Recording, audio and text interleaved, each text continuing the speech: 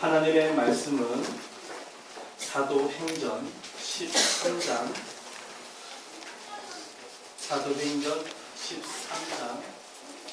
1절에서 3절까지 말씀을 함께 보도록 하겠습니다. 사도행전 13장 1절에서 3절까지의 말씀입니다. 신약의 209페이지에 있습니다.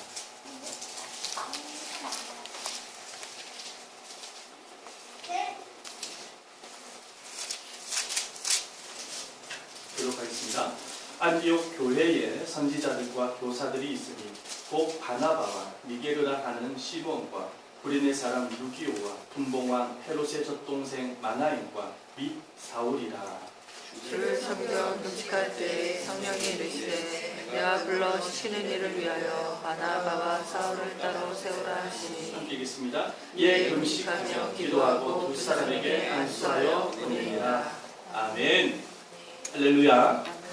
오늘 시간에 살아계신 하나님이 여러분들과 함께 하실 것을 믿습니다. 말씀을 통해서 하나님이 우리에게 찾아오시고 은혜를 주실 줄 믿습니다. 아멘. 먼저 여러분들에게 질문을 먼저 한번 하도록 하겠습니다. 혹시 여러분들 뮤지컬 좋아하십니까? 제가 뮤지컬 하나를 소개를 하려고 합니다.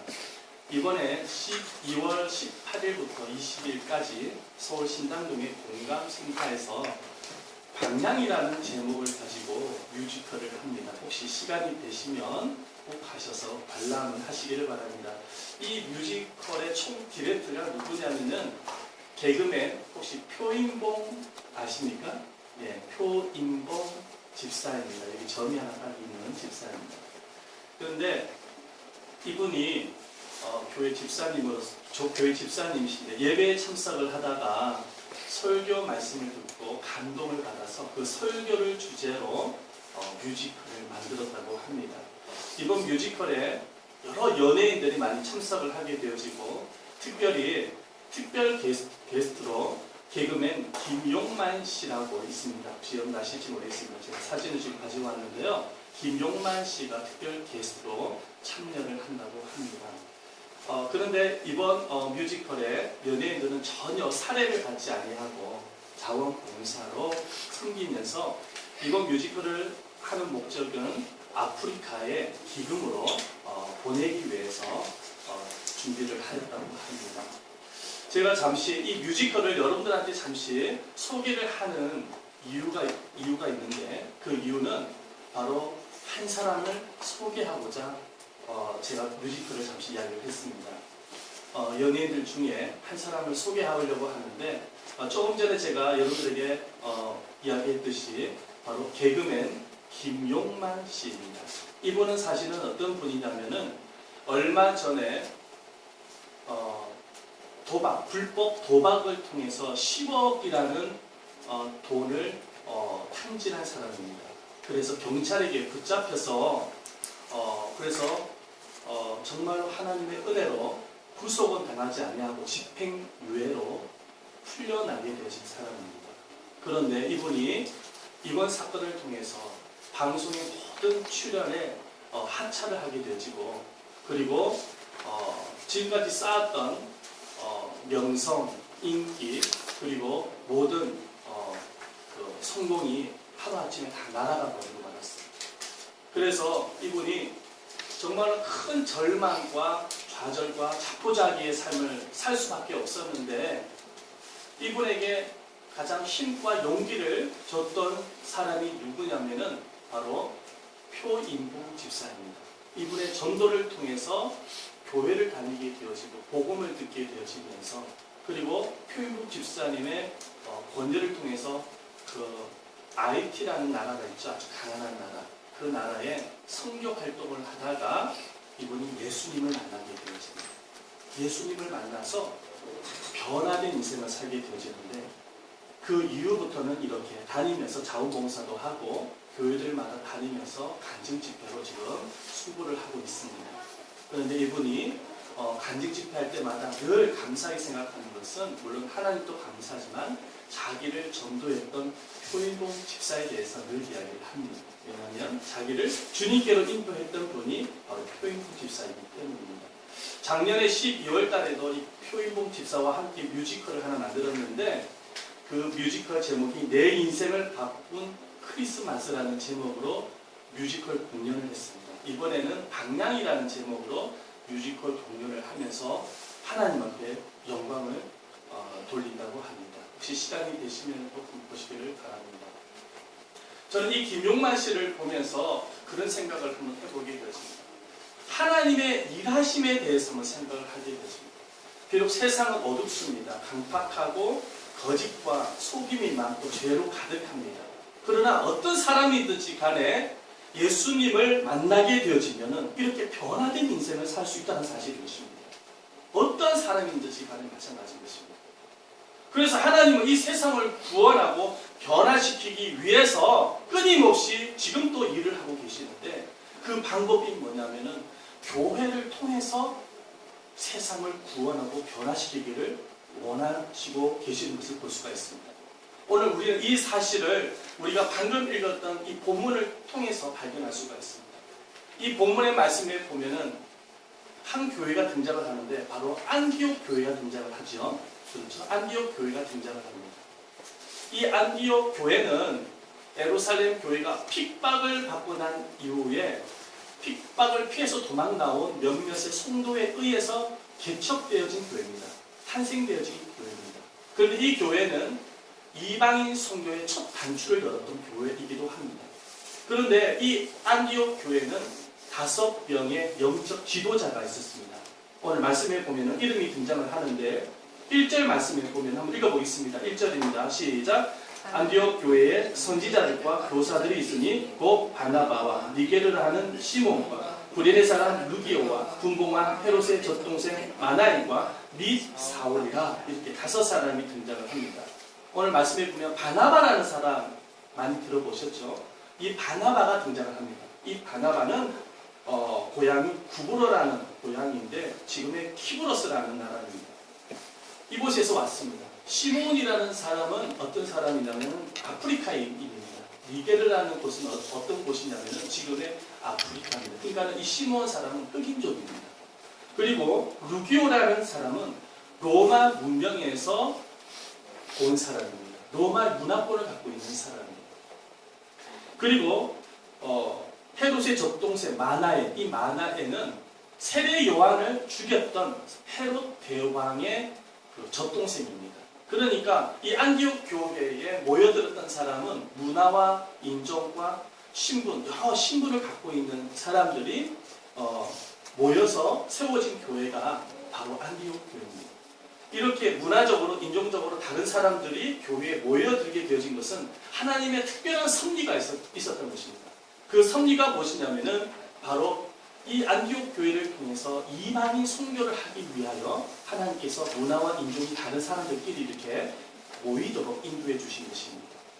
그런데 이 5명의 영적 지도자들이 교회에 모여서 가장 처음에 무엇을 했냐면은 교회를 건강하고 아름답게 세우기 위해서 정말로 최선을 다하고 노력을 하는 이 모습을 우리가 발견하게 되었습니다. 첫 번째로 이 5명의 영적 지도자들은 무엇을 했냐면은 선지자와 그리고 교사로서의 역할을 감당했습니다. 다시 말해서 하나님의 말씀을 가르치고 말씀을 선포하는 일을 했습니다. 이 안디옥 교회가 복음을 통해서 예수님을 믿었지만 사실은 말씀이 굉장히 약했던 교회였습니다. 그래서 이 바나바가 교회에 들어오게 되어져서 바나바가 가만히 보니까 말씀이 너무 약한 것입니다. 성도님들이 말씀을 너무 몰라요. 믿음이 성장하고 자라가기 위해서는 무엇보다도 말씀을 들어야, 말씀을 믿어야 성장할 수 있는 거 아니겠습니까? 그렇죠? 그러니까 가만히 보니까 말씀이 너무 약해서 이 바나바가 말씀을 가르치고 말씀을 선포하는 역할을 합니다. 그러다가 혼자 힘으로 너무 감당할 수가 없으니까 사울이라는 사람, 지금의 바울이죠. 사울이라는 사람을 불러서 함께 동력하는 마음으로 말씀 사역을 합니다.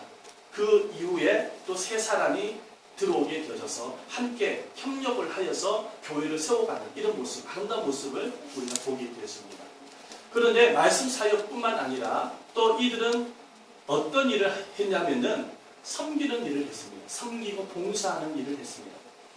우리 2절 말씀을 한번 2절 말씀에 보면은 이렇게 말씀하고 있죠. 주를 섬겨라고 나오고 있죠. 그죠? 주님을 섬겨. 이 섬겼다라는 것은 뭐냐면 교회에서 봉사하고 섬기는 일을 했다는 것입니다. 성도님들이 예배를 잘 드릴 수 있도록 예배를 섬기는 일을 했습니다. 그리고 성도님들이 각각의 가지고 있는 은사와 재능을 통해서 주님을 섬길 수 있도록 뒤에서 돕는 역할을 했습니다. 그리고 예배를 마치고 나면 식탁 봉사로 식탁을 준비해서 함께 식사를 나누는 그런 봉사를 또 하기도 하였고, 또 어떤 일을 했냐면 새신자가 들어오게 되어지면은 새신자를 사랑하고 돌보면서 말씀으로 양육하는 일을 했습니다. 이 5명의 영적 지도자들이 이렇게 아름답게 교회를 꾸며가고 세워가고 있는 이런 모습을 우리 말씀을 통해서 발견하게 되어지는 것입니다. 그리고 또 무엇을 하게 되어졌냐면은 2절 말씀에 보면은 주를 섬겨 뭐 할 때에? 금식할 때에 이렇게 말씀하고 있죠. 이 5명의 영적 지도자들은 또 무엇을 했냐면은 기도하는 일을 했습니다. 왜냐하면 교회를 세워나가는 데 있어서 사람의 힘으로 교회를 세울 수 없기 때문에, 사람의 능력으로, 인간의 능력으로 불가능하기 때문에 늘 교회를 위해서 기도하면서 특별히 금식 기도를 많이 했습니다. 정말로 주님의 은혜가 필요하고 주님의 도움이 필요했기 때문에 금식 기도를 했던 거예요. 이 아름다운 본을 교회 성도님들이 보고 배우면서 성도님들도 함께 기도하는 일에 동참을 하기도 하였습니다. 이렇게 말씀 사역과 봉사와 기도하는 일을 통하여서 교회는 정말로 건강하고 아름답게 세워져 가고 있는 교회가 바로 안디옥 교회입니다. 그런데 말이죠, 이 5명의 영적 지도자들이 어느 날 하나님 앞에 기도를 하고 있는데 성령 하나님이 이 5명의 지도자들을 향해서 무언가를 지시하기 시작했습니다. 무언가를 명령하기 시작했습니다. 그 명령이 뭐냐면은 바울과 바나바를 따로 세우라는 말씀이었습니다. 우리 2절 말씀 한번 읽어보겠습니다. 다 같이 한 목소리로 읽어보겠습니다. 시작. 주를 섬겨 금식할 때에 성령이 이르시되 내가 불러 시키는 일을 위하여 바나바와 바울을 따로 세우라 하시니, 바나바와 바울을 따로 세우라고 말씀하시는 거예요. 하나님이 도대체 왜 2 사람을 세우라고 말씀하시는 것일까요? 2절 말씀을 가만히 다시 한번 보십시다. 내가 불러 뭐하는 일을 위하여? 시키시는 일을 위하여. 여기서 말씀하고 있는 시키시는 일이 무엇이냐면은 선교를 위해서, 이방인 선교를 위해서 바울과 바나바를 따로 세우라고 말씀하시는 것이죠. 안디옥 교회는 이 5명의 영적 지도자를 통해서 말씀과 봉사와 기도를 통하여서 건강하고 아름답게 성장하고 있었습니다. 하나님이 이렇게 특별하게 사명을 주시지 아니하셔도 교회는 시간이 지나가면 크게 부흥하게 되어질 교회입니다. 그런데도 불구하고 하나님께서 왜 2 사람을 따로 세우라고 말씀하시는 것입니까? 그 이유가 무엇입니까? 이유가 있는 것입니다. 이유가 있는 것입니다. 그 이유가 무엇이냐면은, 물론 안디옥 교회가 그렇게 성장하는 것을 기뻐하시지만은 어느 정도 틀이 잡히고 교회가 건강하게 성장하게 되어지자 하나님은 그 교회를 통하여서 잃어버린 영혼들, 구원받지 못한 영혼들을 향하여서 교회가 더 앞으로 나아가기로 했던 것입니다. 그래서 2 사람을 세우라고 주님은 말씀하셨습니다. 우리 예수님께서도 승천하시기 이전에, 부활하시고 하늘에 승천하시기 이전에 제자들에게 사명을 주셨죠. 그 사명이 뭐냐면 사도행전 1장 8절 말씀에 여러분들 잘 아는 구절이죠. 성령이 너에게 임하시면 뭐죠? 그 다음에 성령이 너에게 임하시면 너희가 권능을 받고 예루살렘과 온 유대와 사마리아 땅끝까지 이르러 복음의 증인이 되리라. 예수님께서 승천하시기 전에 모여들었던 제자들과 성도들에게 사명을 주셨어요. 그 사명이 무엇이냐면은 예루살렘부터 시작을 해서 땅끝까지 복음을 전하는 것이 바로 주님의 뜻임을 말씀하셨어요.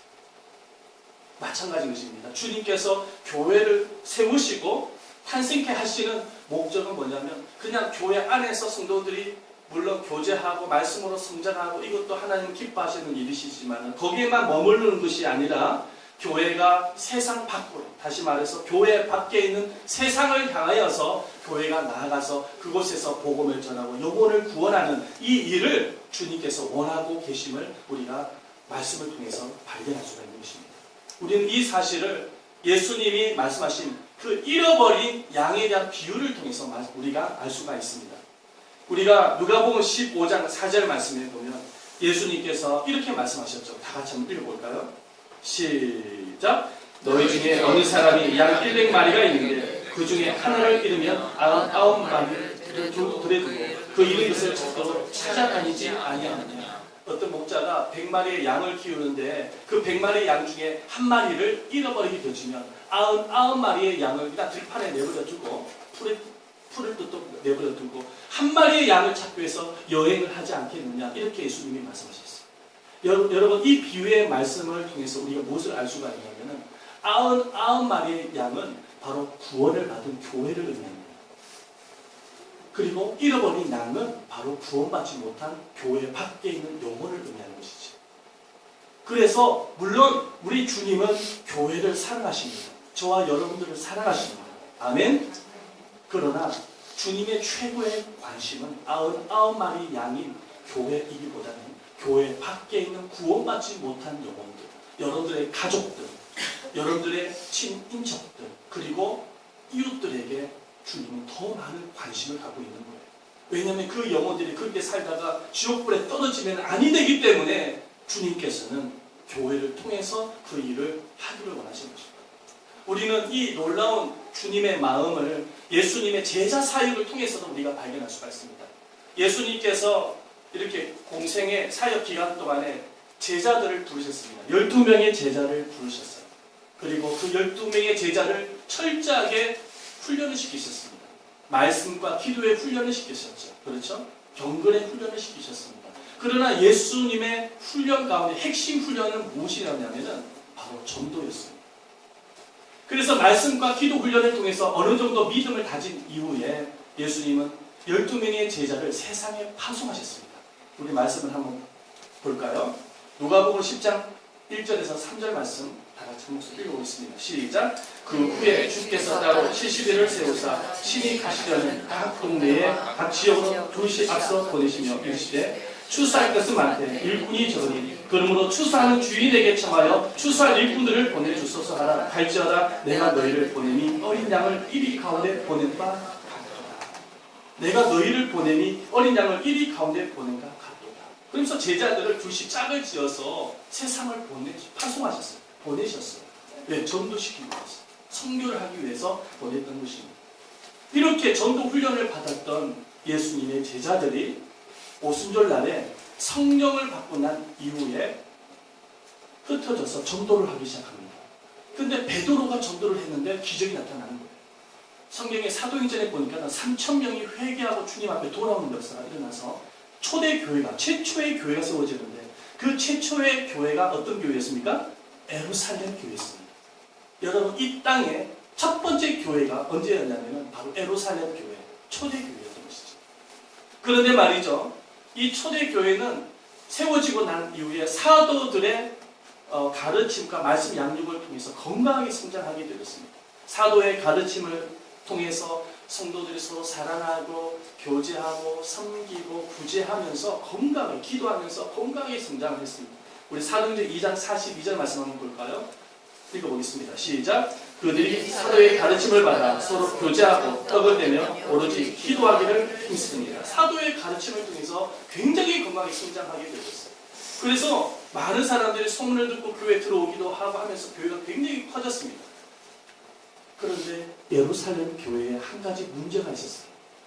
그 문제가 뭐였냐면은 예루살렘 교회에 모여들었던 성도들은 누구였냐면 다 유대인들이었습니다. 유대인들이 예수를 믿어서 그리스도인 된 사람들입니다.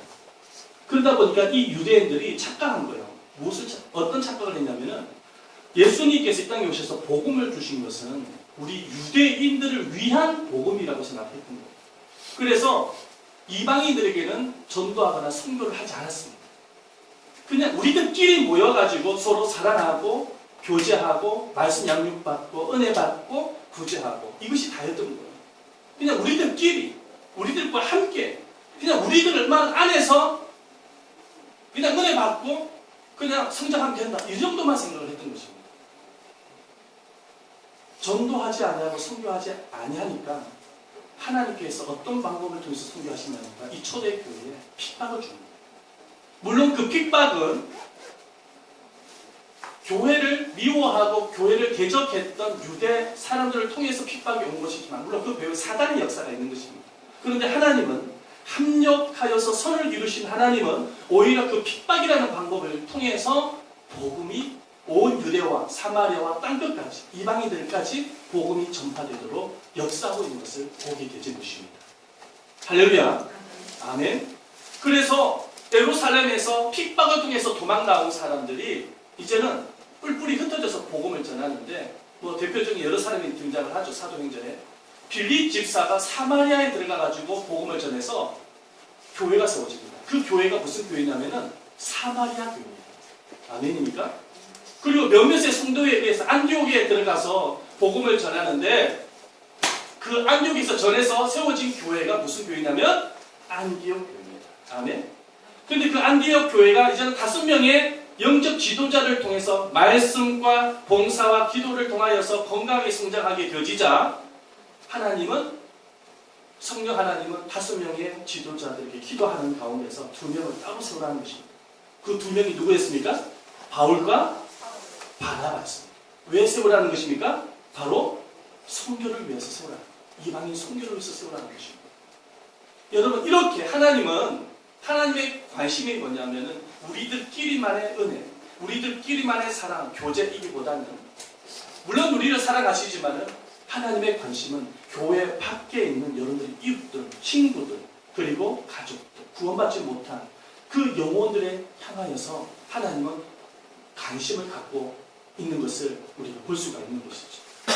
여러분 하나님께서 예담 제자교회를 이곳에 이렇게 세우신 목적은 뭐냐면 우리들끼리만의 모임이 아니라 하나님이 이 지역에, 이 덕정 지역에 이 상가 건물에 예담 제자교회를 세우신 목적은 성교를 위한 것입니다. 따라해보세요. 성교를 위한 것입니다. 성교라고 말을 하니까는 많은 사람들이 이렇게만 생각합니다. 저기 해외에 가서 복음을 전하는 것이만을 성교라고 생각하는 사람이 있습니다. 그렇게 생각하고 있다고 하면은 이거는 잘못된 생각입니다. 여러분들이 살고 있는 그 현장이 선교지입니다. 여러분들의 가정이 선교지입니다. 직장이 선교지입니다. 사업터가 선교지입니다. 학교가 선교지예요. 이웃이 선교지인 것입니다. 그들에게 다가가서 정말로 주님께로 인도함으로 인하여 아까 전에 저 김용만 씨에 대해서 잠시 한번 소개를 했지 않습니까? 표인용 집사님의 전도를 통해서 예수님을 만나 저렇게 편안한 인생을 살듯이 생명을 주님께로 인도해서 그 영혼이 예수님을 만나게 되어지고 구원을 받게 되어지고 변화된 인생을 살아가는 것이 바로 선교인 것입니다. 그래서 이 일을 이루기 위하여 주님은 교회를 세우신 것입니다. 만약에 교회가 이 역할을 감당하지 않는다고 한다면 본질을 상실하게 되어지는 것이죠. 주님이 기뻐하지 않는 것이에요. 주님이 교회를 세우신 목적은 죽어가고 있는 저 생명, 지옥불에 떨어져가고 있는 저 영혼들, 자기가 지금 어떤 길로 가고 있는지도 깨닫지 못한 채 살아가고 있는 저 불쌍한 영혼들을 향하여서 가서 복음을 전하고 생명을 구원하기 위해서 오늘날 이렇게 예담 제자 교회를 태어나도록 인도해 주신 거예요.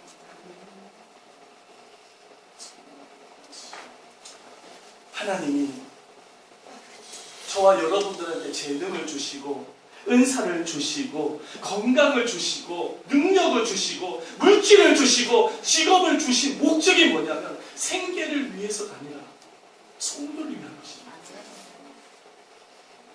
그래서 우리가 복음을 위해서 살아가게 되어졌을 때 우리 주님은 더 풍성하게 채워주시는 겁니다. 제가 얼마 전에 어떤 한 사람에 대한 이야기를 듣고 감동을 받은 기억이 납니다. 이 한 사람 여러분들한테 잠시 소개를 하겠는데 이 사람은 뉴질랜드 사람입니다. 나이가 70세 할아버지 사업가입니다. 그리고 뉴질랜드에서는 굉장히 큰 부자입니다. 비행기를 타고 그분이 구입을 했던 부동산에다가 비행기를 타고 가면은 끝이 안 보일 만큼 큰 땅을 갖고 있고 그곳에 엄청나게 많은 나무를 가지고 있는 사람입니다. 큰 사업가예요. 그런데 이분은 20살 때에 자기가 선교를 하겠다라고 헌신했습니다. 하나님.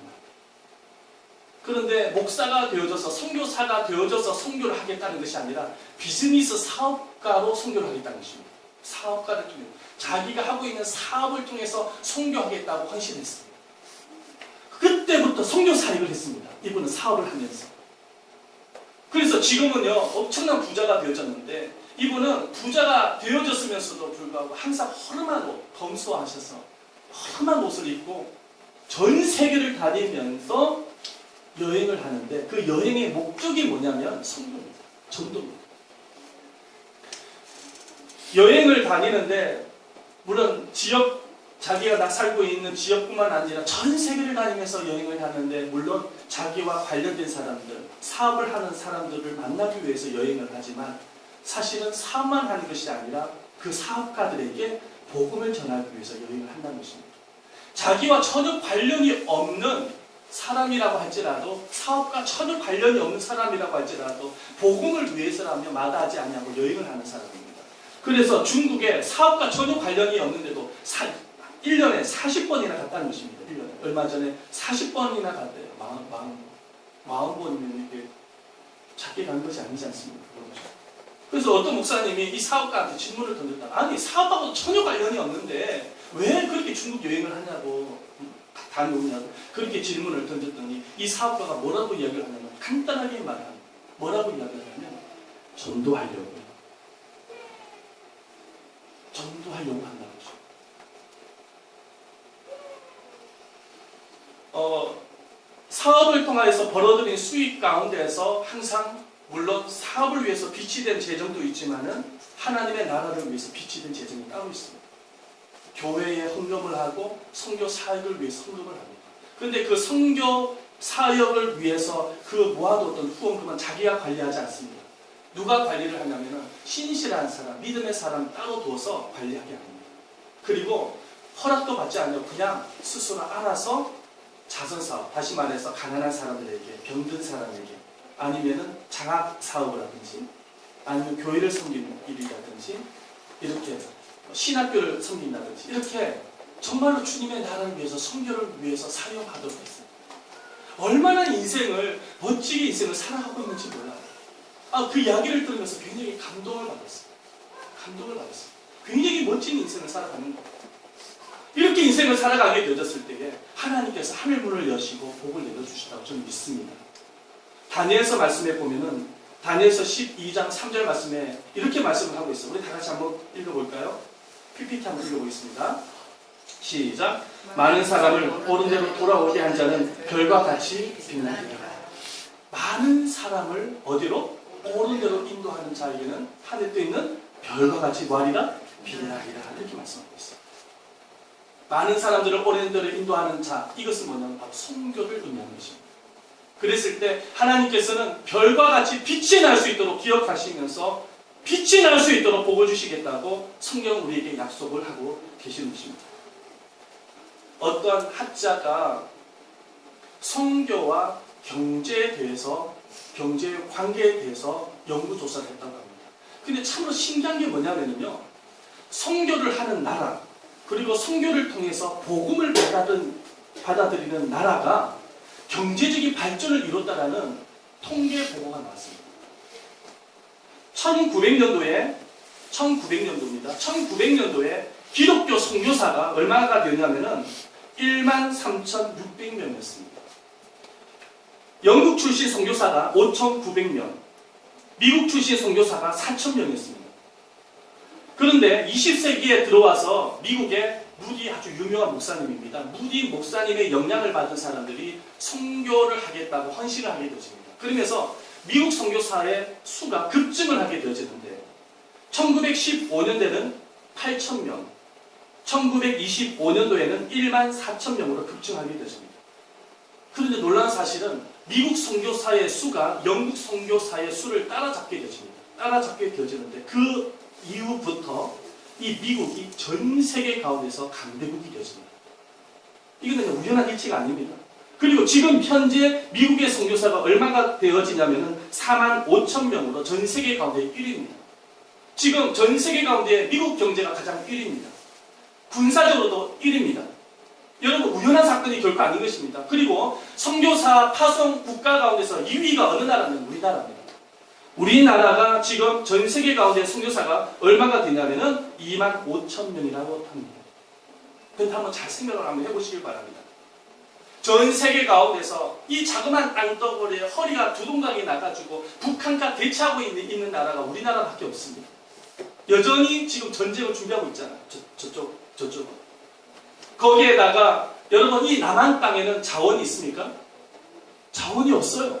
중동처럼 뭐 땅에서 석유가 나온다든지 어떤 나라처럼 뭐 금강석이 나온다든지 자원이 전혀 없는 나라입니다. 이 나라가. 거기에다가 정치를 한번 보시기 바랍니다. 얼마나 불안한지 모릅니다. 툭하면 싸우지 않습니까? 그죠? 권력 다툼하고 싸우지 않습니까? 굉장히 불안한 나라가 이 대한민국 땅입니다. 더군다나 50년 전에는 이 땅에 어떤 아픔이 있었습니까? 일본의 침략을 받아서 국민들의 주권이 빼앗긴 나라입니다. 50년 전에. 거기다가 1950년 6월 25일 날에는 전쟁이 일어나가지고 수많은 사람들이 목숨을 잃었고 폐허가 되어지고 거지들이 많았던 나라가 바로 이 땅이 있습니다. 여러분 뭐 깊이 생각할 것도 없이 50년 전까지만 해도 이 나라는 정말로 가난한 나라였어. 그런데요 이렇게 짧은 시간에도 불구하고 이렇게 경제적인 발전을 이루게 되어진 것을 보면서 전 세계인들이 한국을 바라보면서 기적이다 이렇게 이야기를 하고 있습니다. 그런데 이것은 사실은 기적이 아니라 축복입니다. 누구의 축복이겠습니까? 하나님의 축복이라고 저는 믿습니다. 많은 선교사님들이 이 가난하고 어려운 땅에 정말 헌신감을 가지고 와서 헌신을 하였기 때문에 그리고 정말로 그 가난하고 가난했던 조선 백성들이 복음을 받아들여서 오늘처럼 이렇게 교회가 세워지게 되어져서 정말로 전 세계 2만 5천 명이 되는 선교사를 파송하고 지금도 동일하게 복음을 위해서 수고하고 있는 한국 교회가 있기 때문에 하나님께서 이 땅을 이대로 축복하고 계신다는 사실을 저는 믿습니다. 아멘입니까? 그래서 어떤 경제학자가 선교와 경제의 관계에 대해서 연구조사를 했다는 것입니다.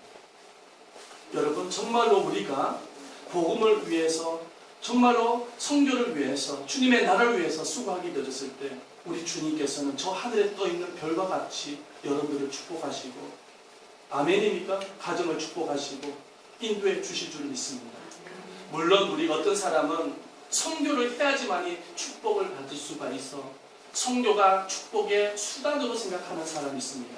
그래서 선교를 했는데 왜 축복이 안 와? 그렇게 실망하고 불평하는 사람도 있습니다. 여러분 하나님께서 우리에게 선교를 하라고 주신 이 목적이 뭐냐면 바로 영혼을 구원하고 세상을 구원하기 위해서 선교의 비전과 명령을 주셨다는 사실인 것입니다. 왜냐하면 이렇게 사람들이 생각하는 이유가 뭐냐면은 선교